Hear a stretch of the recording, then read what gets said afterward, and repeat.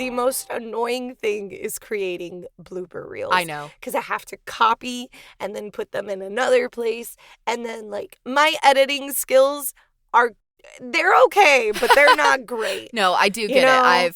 Having made a few blooper reels, I'm like, this is the worst thing ever. It's so annoying. And then you're like, well, I can't use this blooper because it ain't that funny. It's not that funny, or like it's dependent on context, and I can't put 5 minutes worth of context into it. Yeah. Exactly. That's what ends up happening. Anyways, happy February, guys. Happy February. It's the second month of the new year. How's it going? Are y'all alive? We don't know because we're saying this in the... We're saying this from New Year's Eve on December 31st, 2024. That's why we're wondering, is the world still here? I hope everything's okay. I hope so. I'm going to feel like a huge jerk if things are going real bad. Oh my God, hopefully not. Anywho, aside from that... Welcome to Story Sirens, the podcast where we deep dive into myths and mysteries from around the world. My name is Yenny. And I'm Sarah. And today, we are covering something a little bit different than what our listeners usually tune in to learn about. We'll be covering the mysterious medical phenomena, anomalous health incidents, commonly known as the Havana Syndrome. Ooh. For those new to this podcast, and those who've been listening for quite some time, I'd like to take a second to remind you all that I am a second-generation immigrant, with both my parents immigrating to the U.S. from Havana, Cuba. Sarah was later adopted into our family. Wait, what? Yenny, don't confuse the listeners. What do you mean? Yenny, I'm not adopted. I always wanted a sister. You have one! Yeah, but I never had a little sister, you know. You are only older than me by 2 months, ma'am. Adoption papers aside. I'm not adopted. I had never heard of the Havana Syndrome and wouldn't learn about it until Sarah actually sent me a casting call for a podcast covering the unexplainable symptoms back in 2024. I hadn't heard about that either until you mentioned it to me. We'll chat more with Lisette Alvarez, the creator of the podcast Havana Syndrome, at the end of our deep dive. Stay tuned! After getting the opportunity to be a part of the podcast, I couldn't help but look more into this, because although there are numerous accounts of symptoms, and I promise we'll get to them in a bit, it is still a disputed medical condition. We could categorize this as a medical mystery that is still being investigated today. But first, let's go back to a few years ago, when the incident is said to have first begun. It may come as a surprise to you that this phenomenon isn't from ancient times, or even in the 18 and 1900s, which is our usual area of interest in this podcast. It actually started in late 2016. Oh my gosh. We're covering something from the 21st century? This is so exciting. Yeah, this is just 8 years ago. At the U.S. Embassy located in Havana, the capital of Cuba, CIA officials working there began to complain of pressure in their heads, resulting in nausea and fatigue. Even more alarming was that some of the officials had their own family members complaining about the same exact symptoms. Those symptoms were only the start of it. Soon enough, others began coming forward and complaining of intense headaches and a piercing sound. Some mentioning it sounding like cicadas, tormenting them at night or in the middle of the day during work hours. If constant noise and immense headaches weren't enough, victims also suffered from memory loss and even cognitive impairment. That's horrible. Some victims had brain scans done, and to the doctor's surprise and, honestly, astonishment, I'd guess, victims had damage to their brains similar to those found in patients with concussion syndrome. A quick explanation of concussion syndrome for our listeners. Post-concussion syndrome, or PCS, is a condition that occurs when symptoms of concussions, including memory loss, fatigue, nausea, and sensitivity of noise, to name a few, persist for more than 3 months. Now, Sarah, having you list those PCS symptoms kind of sounds a lot like the Havana Syndrome, right? They totally do. They sound like an exact match. But concussions are caused by, head trauma, a really hard blow to the head, right? Exactly. And that's what made this even more confusing. How do government officials in an embassy or workplace, more than likely doing paperwork and perhaps some light exertions, begin having concussion-like symptoms? Are they playing, like, embassy touch football? The media caught wind of the complaints that were being given, which gave way to the title Havana Syndrome. But this syndrome goes far beyond Cuba. The symptoms these government officials and their family members had were not located only in Havana, Cuba, but other government and military locations, including China, Colombia, Austria, Poland, Russia, even in the US. And we are not talking about one or two cases. Since 2016, there have been over 1,000 cases of anomalous health incidents. Okay, Yenny, doesn't this seem a bit targeted? All these symptoms are happening to mostly government and military personnel, right? Yeah, it definitely does seem to be targeted, although there is no concrete proof that it is. Also, we're looking at the camera very suspiciously. I'm just stating the facts. Once enough complaints were brought out from Cuba, the embassy actually closed its doors for almost 6 years. Oh. So this definitely had to have been enough to be able to close doors. Yeah. Unfortunately, other Americans stationed in other parts of the world weren't as lucky to have their workplaces shut down. Around 2018, American government officials in the U.S. consulate in Guangzhou, China, began experiencing symptoms mirroring those of the victims stationed in Havana, Cuba. Months later, 2 Americans were evacuated due to the symptoms, with even more U.S. officials stationed in other parts of China complaining about similar symptoms and brain injuries. What? Yeah. Now, remember how I said officials began complaining around 2015 to 2016 in Havana? Yes. So, oddly enough, Sarah, the U.S. Embassy had actually just reopened in Havana, Cuba in July 2015. Weird. Very So, weird. A year after that, these quote-unquote medical mysteries began. There are multiple fingers being pointed at, you guessed it, Russia. Investigators have claimed Russia has been using sonic weaponry, which would explain the odd symptoms only select individuals are experiencing. In 2023, which is literally just 2 years ago, 5 intelligence agencies have denounced the involvement of Russia. What's really weird about this is that, mainly reported in China, the State Department sent out warnings about possible, and I quote, unusual sensory and auditory phenomena, and the victims were asked to not attempt to locate the source. I'm sorry, what? Okay, what do they mean by that? So, like, officials are agreeing that this is real and it's harmful, but they don't want the victims to go looking for answers? This is so suspicious. This is, I don't like this. So this suspicious. is so suspicious.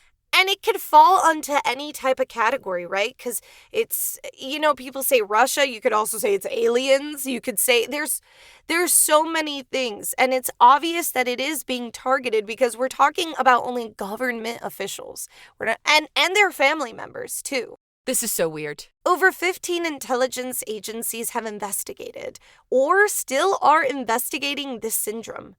What have they concluded? There is a definite possibility that the victims may have been hit by some sort of energy or microwave attack. Oh, and they used those exact words. I hate that so much. Yeah. In fact, I didn't put it on the script, but I was watching 60 Minutes on YouTube where they had covered Havana Syndrome in multiple episodes. And they were talking about how some of the victims felt as if they were jolted in their sleep or at their house or even in their workplace. They just felt a jolt and then the immediate confusion, dizziness, nausea, headache. So this was very strange. This is so strange. I hate this. I hate this so much. Yenny! I know, I hate it too. Most of these victims have lasting symptoms that have led to balance problems as well as cognitive and sensory issues. The lack of information regarding why or how this is happening to some people has resulted in the unfair treatment for victims of the syndrome. Reports have been made of delayed medical appointments and lack of care options, as well as inability to access healthcare records and receive prescription for the symptoms, which is also strange. This is so unjust. This is so unjust. But it's also strange because you were targeted, and I quote from the intelligence agencies, attacked by a microwave or energy. Yeah. And you're now having issues accessing your health records. You're now having issues finding prescriptions, which they could just give you an ibuprofen or something, right? Like, seeing as how so many of these symptoms are so similar to post-concussion syndrome, like, it does sound somewhat treatable, or, where you can kind of maintain the symptoms, even if you can't treat the root cause. But the fact that their healthcare is now being neglected and their records are being disrupted, destroyed, diverted. Something's going like, this on. I hate this, Yenny. I hate this. I didn't want to get too conspiracy theorist on this, but I did feel like this was a sort of test that they decided to use on specific people. And there has been talks about that too. Hold on. Before you continue, I do just want to say, I remember as a small child, like very, very small child, my parents were watching some movie. Like, this feels like a fever dream. And so I'm sure somebody in the comments is going to be like, oh, I know what this movie is. But I remember there was like some official speaking in a crowd, and you can see like the assassins like setting up some sort of like gun or laser or ray gun or whatever it is. But like, it didn't shoot like normal, it didn't shoot bullets or anything. Like, you see it kind of light up, and you see like the official person who's giving the speech like shake, and then he just collapses dead. And I remember like as a child going, oh my gosh, that sort of thing exists. That's so scary. And of course my poor parents going, no, this is just a sci-fi movie. It's okay. It's not a sci-fi movie anymore. Not a sci-fi movie. No way. No way. This is real stuff. In fact, intelligence agencies even admitted that there might have been a device in the workplace that was placed there. But don't look for it. Don't look for it, because you're not going to like what you find.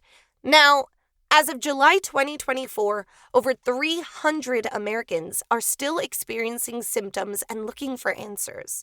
The Department of Defense has begun a trauma registry for Havana Syndrome victims, collecting data on treatments and the outcomes. Havana Syndrome, or Anomalous Health Incidents, is still not considered or recognized by the medical community as a disease or medical condition, and U.S. intelligence has yet to have found the cause. I rest my case. This is terrifying. This is terrifying, and I don't feel like it is true to what they're saying, that it's not a disease. Of course it's not a disease or a medical condition. This was an attack. Yeah. This was an attack. Oh my gosh. And it's different when there has only been a few, word of mouth or like maybe like 10 people saying it. But we're talking about thousands of cases and 300 Americans that are currently in the system with these symptoms, right? And this kind of goes to our folklore and our folktales, where we've talked about it before in some of our episodes, where it's like, perhaps they're not completely true, but they cannot be completely false, because how are there so many tales of it? How are there so many people coming forward, very similar cases and experiences, right? For example, we've done werewolves. We're talking about werewolves, and we talked about different parts of the world that, although they had perhaps different stories, they were all similar in some way, shape, or form. Yeah. There's a commonality to all of them that you're just like... There's a commonality. It's like, what's going on? Like, what's actually happening here? Yeah, it's very strange. And of course, like we said before, it's been in all parts of the world, including Russia. So maybe it really isn't Russia. Who knows? Right? Because there are officials in Russia that are also dealing with this. There was actually also Canadian officials that were stationed with Americans that also had this happen to them. Oh my gosh. Yeah. Okay, well, Yenny, I feel like we've been scarred enough, so let's do some modern media. For sure. Like I had mentioned, 60 Minutes has multiple episodes on Havana Syndrome, and they're free to watch on YouTube. It's actually one whole YouTube video, and it's all of the episodes put together. It's actually really a cool watch. Ooh, that's awesome. In 2024, the Havana Syndrome podcast was released, with their final episode airing February 13th, 2025. P.S. This is also your siren call. Check out the podcast and let us know what you think. And without further ado, let's hear more about the show from the creator herself. We are happy to bring in Lisette Alvarez, creator of Havana Syndrome podcast, to talk more about their podcast, but also to let us know how they came across this syndrome and what they know about it. Lisette, how are you? I'm doing great. I am really enjoying we are recording, I guess, earlier, so I'm enjoying my break. I've taken a little bit of a screen break recently because wonderful. because of, it's interesting. We talk about Havana Syndrome, how like audio and visual things can affect us cognitively. Well, I decided to take a screen break for a little bit over, from the winter solstice into the new year, just to kind of do a reset, to clear out any, strange things that may have shaken around in my brain over the last couple of weeks, couple of years. You just have to clear out the noise sometimes. I think that's exactly. Clear out the noise. There you go. Well, Lisette, I think we should just jump right into it because I know that you have a lot to tell us and a lot to inform our listeners about Havana Syndrome. So, I'm so ready. Oh, me too. There's so much. How did you come across the Anomalous Health Incidents, aka Havana Syndrome? So it's interesting. I have a background in international affairs. I have a master's degree in international affairs, actually, and I've always been interested in geopolitical incidents or affairs. One of my first jobs was actually in 2015. I believe I was working as a media analyst for a strategic communications company here in DC. And so a lot of press, I would see a lot of press releases from all over the world, breaking news from all over the world. And I believe it was there when I first started seeing these reports, especially because I am Cuban American on my dad's side. I am interested in what is happening in Cuba. I was interested when we reopened our embassy in Cuba, and it was around that time. I don't recall exactly where I was or how I exactly received this information, but when I learned about it, I found it interesting. At first, it was really just kind of like a passing interest of like, oh, yeah, of course, there's some like weird spy stuff happening in the world because that's just the world. Why wouldn't there be? Why wouldn't there be? A lot of it being also and I do say this pretty explicitly off the bat in a variety of circumstances. I did very briefly was on the path of recruitment into the CIA. So I am interested generally in intelligence and information sharing and communications and diplomacy and things like that, like off the bat. But really, I went down this, rabbit hole of telling lies through fiction, rather telling lies to recruit spies. There you go. So that combination of things meant that Havana Syndrome was a passing interest for a few years. And then, of course, a couple of years later, I got into podcasting around the time, actually in 2017, I got into podcasting. So it'd been already a couple of years since Havana Syndrome kind of came through into my cultural consciousness before I started working in audio. So, of course, an audio mystery would pique my interest even further. Absolutely. And you also have, speaking about the podcasts that you have been doing, would you like to name your other podcasts so our listeners can check them out as well? Absolutely. And what's fun is I'm actually drinking tea right now at it's Kalila Stormfire's Economical Magic Services, which is a that's so cool. Which is a podcast about a witch for hire, which is totally aligned, which is reason I love mythology too. So I love the fact that you guys are doing this podcast. Oh my god. So yes, that was the show that got me started. Could you repeat the name of that just one more time for us? Kalila Stormfire's Economical Magic Services. It ran for 3 seasons, so it's complete. It is a complete story. A full cast. It's bingeable. Yes, it's bingeable. You can binge Havana Syndrome, then binge Kalila Stormfire. Oh my gosh, I love Oh, that. that's also, awesome. You bringing out the mug, Sarah and I, literally, Sarah and I just now posted our mugs on Redbubble, so we now have merch for Story Sirens, and we Right. were figuring out the mug situation. That's really funny. We were like, oh no, our Oh, design God. doesn't fit right. We got to play with it. Yeah, because we had our hour-long business meeting before we started this. And we're like, oh gosh, just fix the graphics. Yeah, So- but we fixed it, and now it's available. Good. So you have merch. You've got merch with Havana Syndrome and... Kalila Say it Stormfire. one more time. and merch with Yes. Story Sirens as It's well. a lot. So- It's a lot. Everybody needs more mugs. I'm telling you. Yeah. There's always room in your cabinet. There's for more never mugs. enough. And since we are an audio medium, I do want our listeners to know that there was just this brief moment of absolute pure panic on Yenny's face when she tried to say the name of the following podcast, and then her brain just went, Yeah, "Oh, I we're went done." Kalila. Yes, you can call it Kalila too. Like it's Kalila Kalila Stormfire. Stormfire's Economical Magic Services. I love it. On the subject of podcasts, let's go back to the one we were focusing on. Lisette, without spoiling it for those who haven't listened to the show yet, can you give us a brief description of your podcast? So Havana Syndrome is a spy thriller and family drama about a spy, Juniper Menendez, who is Cuban American, who goes AWOL from the CIA after hearing a mysterious sound on an unauthorized trip to Cuba.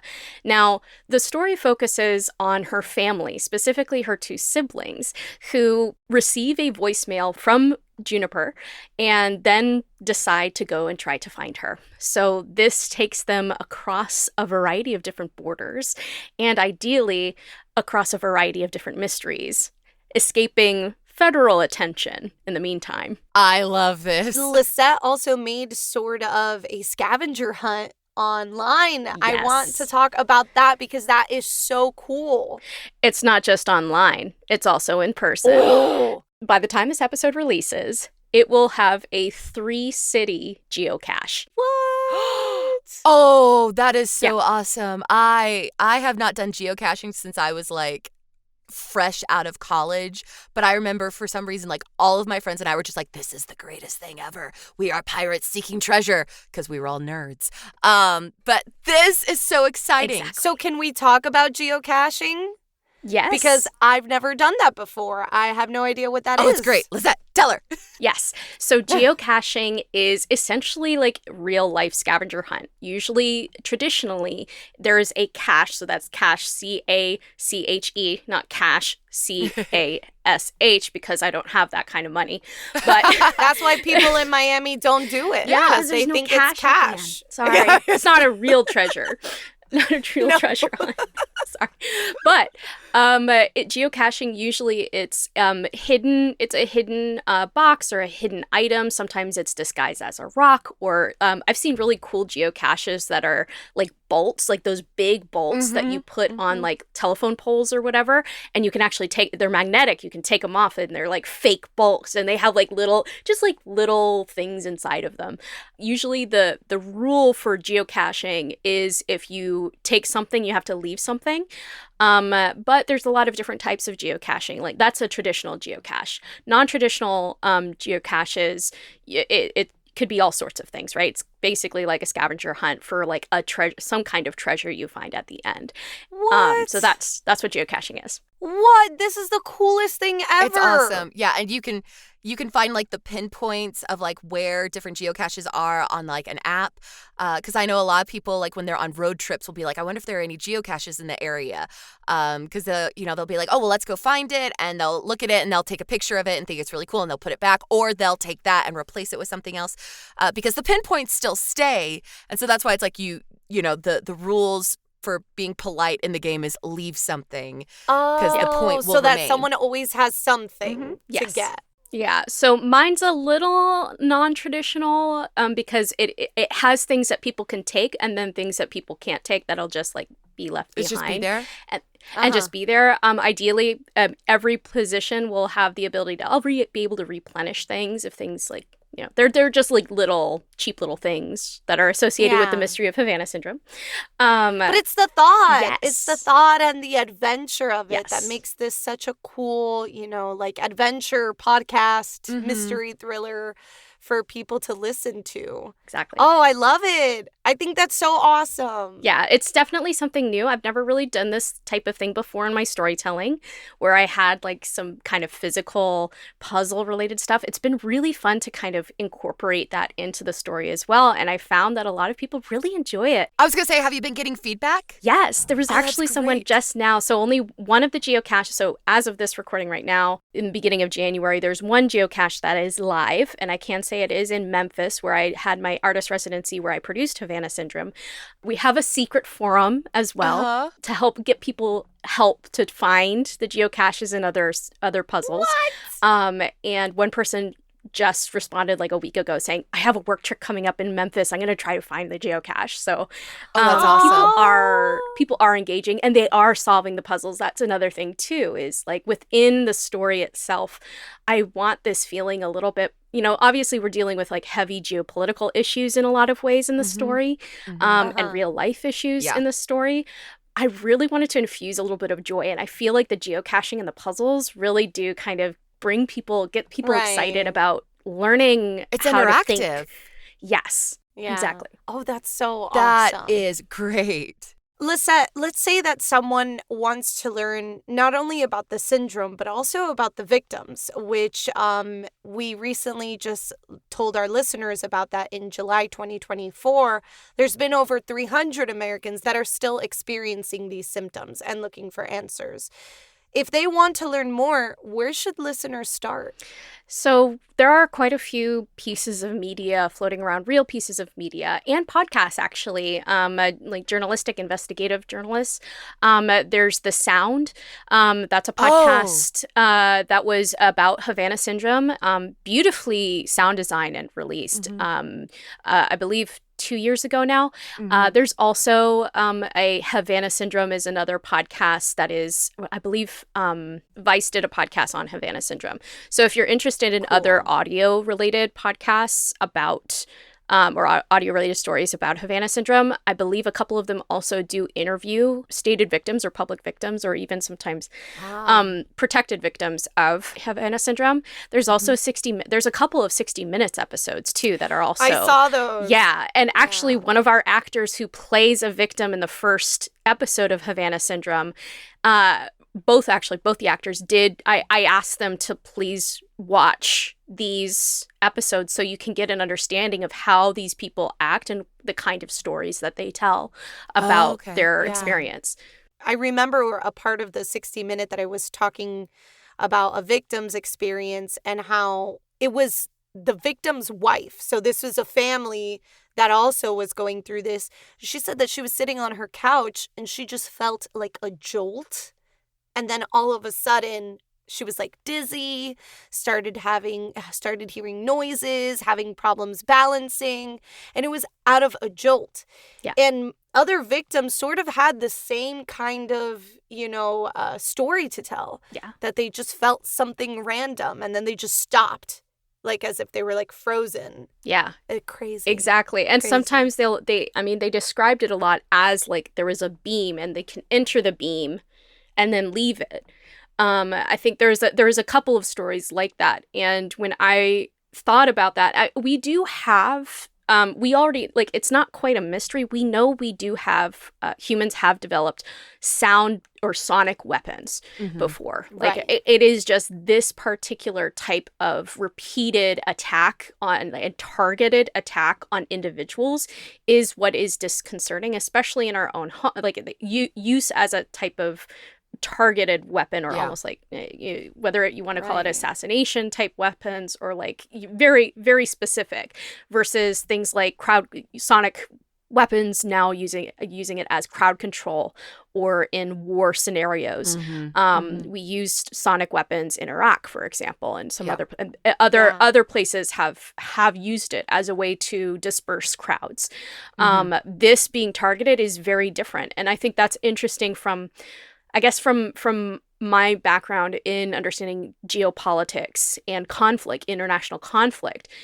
seeing this as a very different application potentially of this type of weapon is it causes that feeling of mystery because you don't know who is doing it. Whereas, like, if you see it from a war scenario, it is very clear who are the combatants, right? In this, it is the secret war, which the secret war was often referred to during the Cold War, like, right? That a lot of that very traditional kind of spy related and intelligence warfare in the Cold War. Right. So this kind of bringing back of something that we thought we had finished in the past, I think also brings up that feeling of like a disconcerting feeling or a, hey, I thought this was done, like we don't do this anymore type of feeling, right? And I think that causes anxiety. That dread. Yeah, that dread. And everything. Dread. I think Sarah and I had also talked about when we were recording this episode that while it is targeted to American government officials, we did feel like perhaps this could be something that was used as like a test run, because the victims, it's not like any high official. Right. We're not talking about anyone crazy, not the president or the vice president. Yeah. We're talking about someone who works in the government and in was just doing their job. Yeah. That. They're just using their own people to try to see whether or not this works. Right. And that's something and maybe too, that's why. There's a lot, and this kind of goes to what the theories are, what it is, why it's being used, and what's the purpose, what's the end purpose of it. Or if it's real at all, because there's also the other side of like people saying, well, it's not real, that it's just a bunch of diplomats who are drunk and hungover, or that it was, or if it's women just being a little hysterical, or, it's PMSing or whatever. Those types of dismissive. Eternal eye roll. Yeah. Eternal eye roll. Like a vein just bulged in my forehead. Right. Yeah. Right. But that's something that I feel, especially when thinking about this is kind of the big, like the bird's eye view of this, like what this is. Right. I think what it points to is, again, this like old style conspiracy. My dad often uses the phrase, it's not paranoia if they're really out to get you. It's not paranoia if the government has done this kind of stuff before. We have a history of this behavior. There is a history of this behavior. However, I will say that it's hard to say one way or another whether or not this is something that it is the government. I mean, I'm also believe in the Occam's razor type thing, that the like most likely outcome is that, the United States has plenty of enemies that would have this technology as well. I'm open to any interpretation of this. My bigger feeling, and one of the reasons why I decided to write Havana Syndrome, was to understand, well, why do we have these types of weapons in the first place? Why have these secret things? Why is it? I mean, as of today, another report from the Senate Intelligence Committee was released about this issue, saying that the CIA did not respond in a way that actually cared for the people that were affected by this. And I think that kind of thing of like, well, why is the structure, if the CIA is so great at hiding things, why couldn't they hide this? Right? Like that's kind of also the thing of, well, what institutions do we trust? What ways in which we hide information or control information actually hurts people and continues to hurt people in the long run. And that's why I wrote Havana Syndrome as this combination of my personal, I grew up as a third culture kid and a military brat, taken around the world without, my say-so necessarily. And I loved to travel growing up. I did love that experience, but also that understanding of my family was at risk as a diplomatic family, as a military family in other countries, right? Like, why do we put ourselves at risk? Why do we put children at risk? Why do we put military members at risk? And for what? That type of question I wanted to raise as a metaphor within the broader umbrella of what is Havana Syndrome. We also spoke about it during the podcast recording, that this is not too far off from myths and legends, because just like in myths and legends where you have thousands of people that have given their eyewitness account, yet they're called crazy, they're called, obnoxious, making up things. This is sort of the same thing happening now. There's over 1,000 cases of, these anomalous health incidents. And they're being called crazy. Yeah. And it's becoming this sort of myth or this like legend or mystery because there is no concrete proof given from the United States or from the world that this is really happening. And I say the world because it's not just in Havana, it's everywhere. Yeah. It's happening everywhere across the world, wherever there's U.S. government officials stationed at. Exactly. So it is a very, very crazy thing, right, Sarah? For sure. Crazy thing. For sure. Sarah likes to say it's terrifying. I do. Yeah. I like to say that frequently just because I'm like, oh my gosh. You know, this is the sort of stuff that we want to stay in movies and in books and in works of fiction, not anything historical, not anything reported. You know, there is a reason that it was an old Greek curse of may you live in interesting times.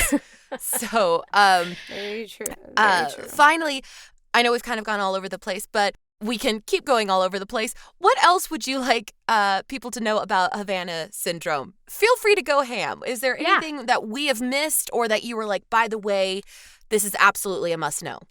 Oh, so one of the things that I found really interesting while I was doing research is that there are, you know, I kind of go back to this, at least in the first season of Havana Syndrome, is this idea about the information we're willing to share and with we're willing to kind of hide. In this digital age, we are really, you know, susceptible to a lot of confusing information and disinformation and conflicting information. And I think Havana Syndrome is one of those spaces where I have learned from my training of communications and press work and things like that, that sometimes the first story is the realest one. The first first thing to say is close. It might not be the truth, but it's the closest to the truth. And I think when we talk about the people who initially raise this flag, who likely risk their jobs by saying lives and jobs by saying, hey, this is something that's happening, are the ones that need to be considered seriously. And I think that's especially because we are seeing, I think, like Yenny mentioned, that there's government officials, but we think of government officials as these people with immense amounts of power. They're not. Yeah. They're people who have a paycheck like you and I. Yeah. So I think something of that understanding of truth, understanding that the people who are willing to risk, you know, because they have agreements of the things that they won't talk about, right? There's, you know, claims to secrecy.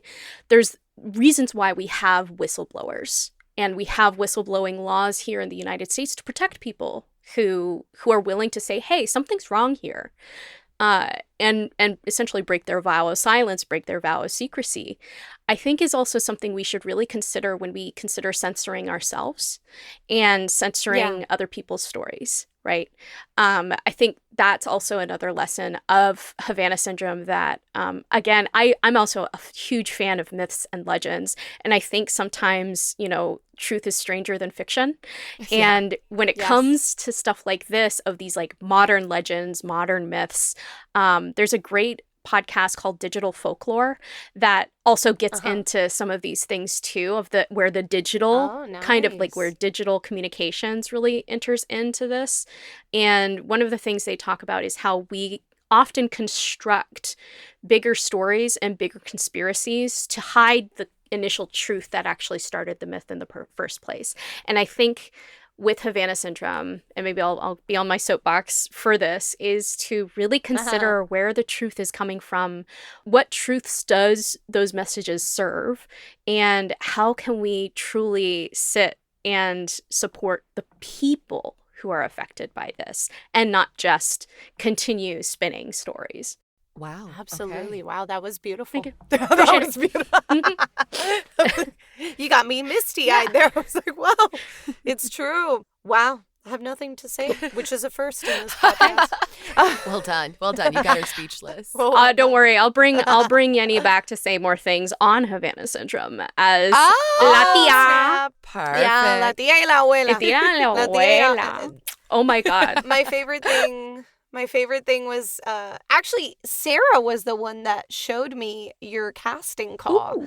Because I hadn't seen it. And Sarah's like, look at this. I know a Cuban American who would be great at some of these. I saw the specifications. I was like, yes, send it. So, yeah, this was a joint effort to get into it. Thank you so much, Lisette, for having me on episode 1. And guys, I think we have asked of enough of Lisette for today. Thank you so much for coming by and being with us. Thank you so much for having me. This is a lovely conversation. I'm pretty sure I could talk you guys' ears off for hours. And we'd love to listen for hours. We'd love This is so cool. Totally. But thank you so much for being here on our Story Sirens podcast. Thank you for stopping by to give us more insight on this medical mystery. And we hope, and it feels so small saying this after the immensity of what we have covered, but we hope the victims not only get cured, but they find answers. They find what is that kernel of truth hidden below all of the cover-up, the mystery, the denial. And thanks for bringing it to all of our awareness. Of course. Yes. Thank you. Thank you so much. All right, guys. Stay tuned. See you next week. Bye. Thanks for listening to Story Sirens. You can follow us on Instagram at Story Sirens Podcast. Want to support us? Send us a cup of Ko-fi by searching ko-fi.com/storysirens. We've got lots of treats for those who become siren seekers. All research materials can be found in the episode summary. Music by Donald Guzzi and artwork by Alexis Torres. Story Sirens is a Feather and Fin production. See you soon.